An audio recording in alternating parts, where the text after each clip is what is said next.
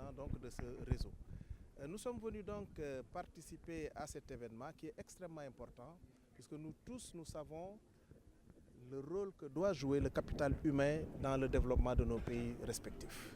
Le capital humain, si on en parle, on ne peut pas ne pas parler de la formation professionnelle et technique. La formation professionnelle et technique est certainement le levier par lequel nos pays respectifs passeront pour nous mener vers le développement. Et puisque nous voulons avoir un capital humain de qualité, nous avons également besoin de financer justement cette formation professionnelle et technique. C'est la raison pour laquelle les institutions appartenant à ce réseau-là ont décidé de s'unir et de former un seul et unique réseau dont le rôle est d'harmoniser les actions et cela nous permettra d'aller plus vite. Et nous avons bien vu que le réseau est au diapason du temps puisque l'intelligence artificielle est au cœur des débats, a déjà été au cœur des débats à Abidjan et elle est actuellement au cœur des débats ici au Sénégal. Et nous avons bien confiance, bon espoir que nous irons vers justement une perfection dans cette formation professionnelle et technique. En tout cas, nous sommes très satisfaits de ce que nous avons vu. Cette Assemblée générale sera certainement bien tenue ici au Sénégal.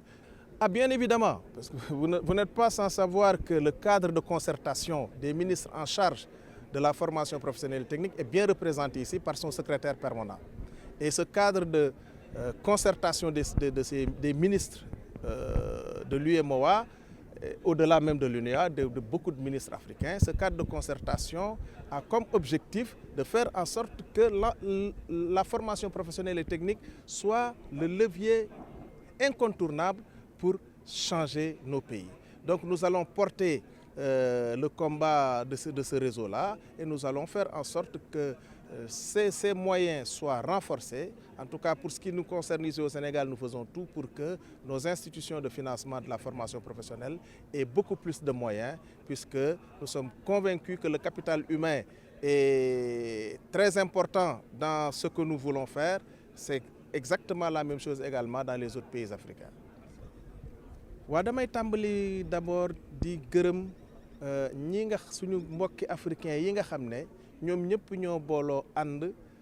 wóolu suñu réew wóolu tamit institution yi fi nekk di ONFP ak 3FPT ngir taxaw fii taxawal fii li assemblée générale ordinaire bi nga xam ne at mu jot day am ñu taxawal ko fii ci Sénégal. RAFPRO nag mooy réseau boobu nga xam ne kuréel mbooloo moomu nga xam ne ay réew yu bare ko seq lu tolloog fukki réew ak ñaare ci nekk waaye am fukki institution ak ñett ngir fexe ba lëkkale seen ay mébét ak seen ay jëf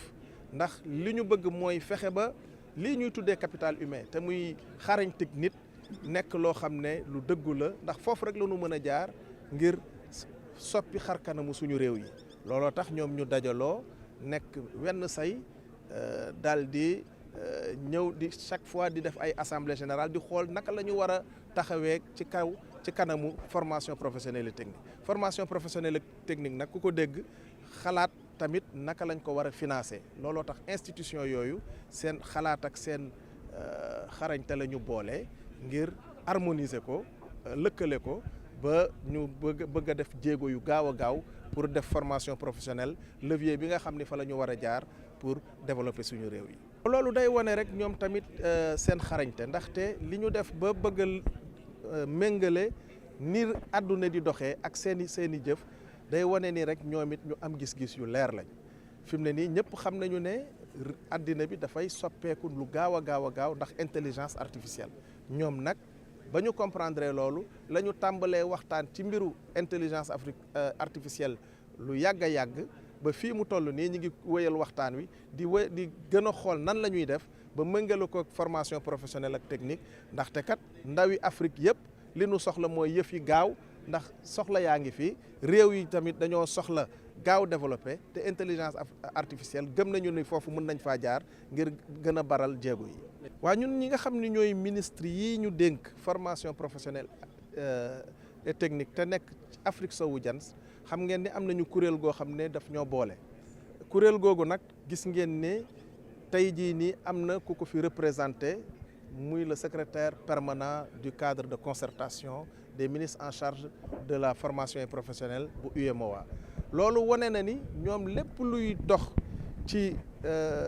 formation professionnelle ak lu koy financé seen xel ak seen xalaat a ngi ci ñun dey li ñu bëgg mooy fexe ba institution yooyu nga xam ne ñoom ñooy financé formation professionnelle et technique ñu gën a am doole te bu ñu gënee am doole rek bu soobee yàlla jéego yi dina gën a bar